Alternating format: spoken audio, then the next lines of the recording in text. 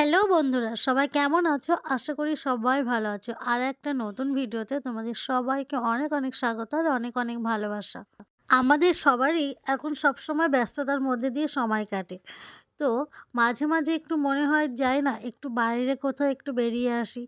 অনেক ক্লান্তি থাকে, অনেক আ কষ্ট থাকে, ভালো লাগা থাকে, খারাপ লাগা থাকে। সেইগুলোকে সব যেন ভুলে গিয়ে একটু বাইরে আনন্দ করতে মন চায়। তো তেমনই আজও আমরা চলে এসেছিলাম একটু বাইরে।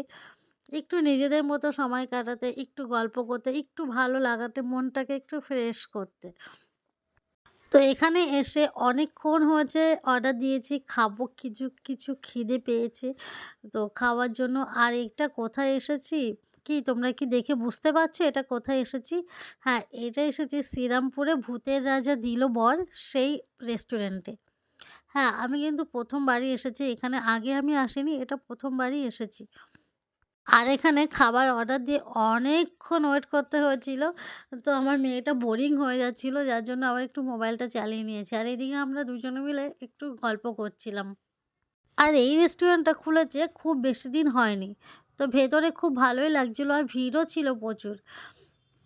আর খুব বেশি দিনও হয়নি যে এই রেস্টুরেন্টটা ওপেন হয়েছে। আর আমরা ছিলাম খুবই ক্ষুধার্ত। আর দেখেছো খাবার এসেছে তো একদম ঝাঁপিয়ে পড়েছি খাবারগুলো খাওয়ার জন্য। তো খাবারগুলো খুব ভালোই ছিল, টেস্টি ছিল। খুব মন থেকে খেয়েছি। আর এবার খাওয়ার পরে চলে এসেছি সেই স্পেশাল জায়গায়। কি এই যে ভূতের রাজার চেয়ারে। একটু খেয়ে চেয়ারে বসে একটু আরাম করছিলাম। দেখেছো তো?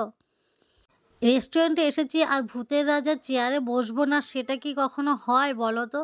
তো এই ছিল আজকের ব্লগ কেমন লাগলো অবশ্যই জানিও। চলো টাটা। আজকের মতো এখানেই শেষ